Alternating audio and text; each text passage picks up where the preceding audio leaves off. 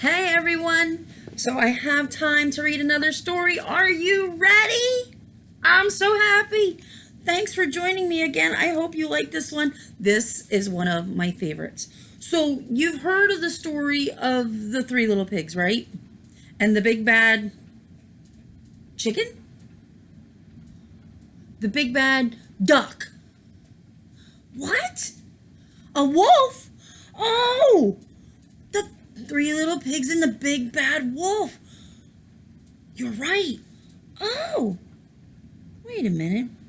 This story says it's the true story of the three little pigs by a wolf. It's told by Jon Scieszka. Illustrated by Lane Smith. Wonder what this one's about. Let's find out. Are you ready? All right. The true story of the three little pigs. Everybody knows the story of the three little pigs. Or at least they think they do. But I'll let you in on a little secret. Nobody knows the real story. Because nobody has ever heard it from my side of the story. I'm the wolf. Alexander T. Wolf. You can call me Al. Hi, Al. Everybody say hi to Al. I don't know how this whole big bad wolf thing got started, but it's all wrong. Maybe it's because of our diet. Hey, it's not my fault wolves eat cute little animals like bunnies and sheep and pigs. That's just the way we are. If cheeseburgers were cute, folks would probably think you were big and bad too. Maybe he's right. Do you eat cheeseburgers? Do people think you're big and bad? But like he was saying, the whole big bad wolf thing is all wrong. The real story is about a sneeze and a cup of sugar. This is the real story. He's got the facts in here. Let's find out what happened. Way back, once upon a time, I was making a birthday cake for my dear old granny. I had a terrible sneezing cold. I ran out of sugar. Can you make a cake without sugar?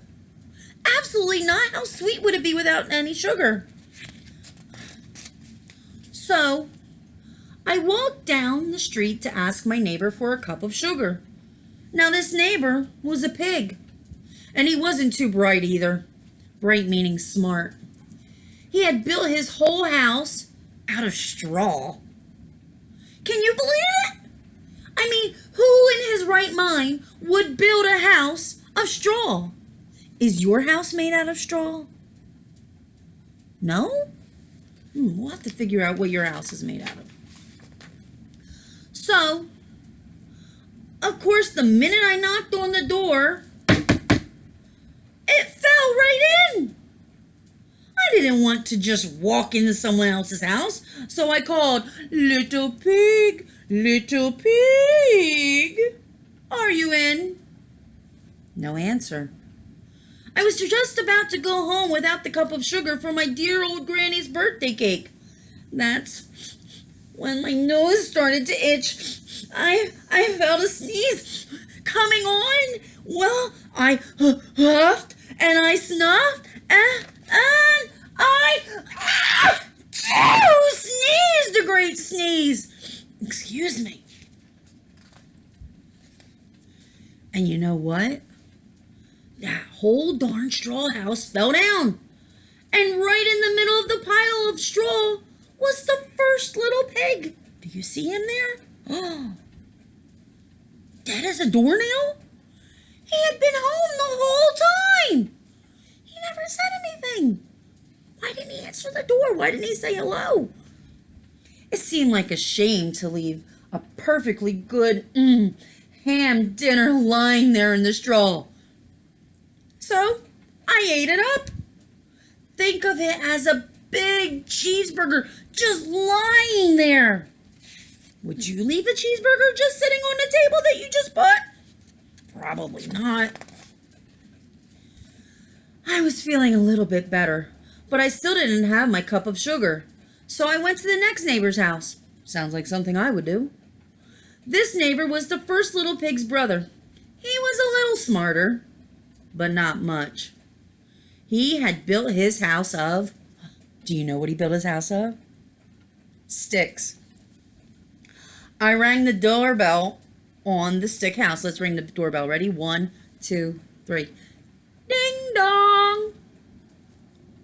Nobody answered. I called, Mr. Pig, Mr. Pig, are you in? He yelled back, go away, Wolf. You can't come in. I'm shaving the hairs off my chin. I had just grabbed the doorknob when I felt another sneeze coming on. I huffed and I snuffed and I tried to cover my mouth, but I sneezed a great sneeze. And you're not going to believe this, but this guy's house fell down just like his brother's. When the dust cleared, there was the second pig, dead as a doornail. Wolf's honor. Now, you know food will spoil if you just leave it out in the open. So, I did the only thing there was to do. I had dinner again. Think of it as a second helping. I was getting awfully full. But my cold was feeling a little better. And I still didn't have that cup of sugar for my dear old granny's birthday cake. So, I went to the next house. This guy was the first and the second little pig's brother. He must have been the brains of the family. He had built his house out of, what did he build his house out of? Bricks. I knocked on the brick house. No answer. I called, Mr. Pig, Mr. Pig, are you in? And do you know what that rude little porker answered? Get out of here, Wolf. Don't bother me again. What? A pig said that to a wolf? How dare he? I can't believe he did that. Talk about impolite. He probably had a whole sack full of sugar, and he wouldn't give me even one little cup for my dear, sweet old granny's birthday cake. What a pig! I was just about to go home and maybe make a nice birthday card instead of a cake when I felt my cold coming on.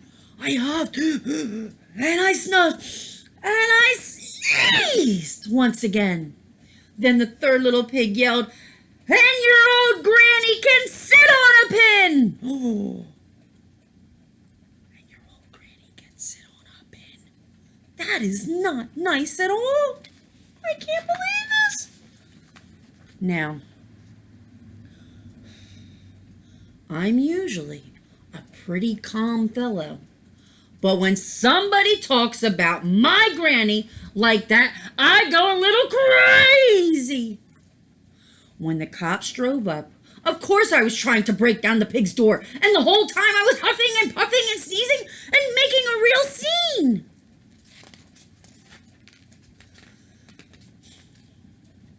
The rest, as they say, is history. The news reporters found out about the 2 pigs I had for dinner.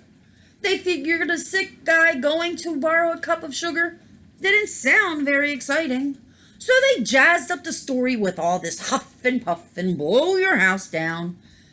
And they made me the big, bad wolf.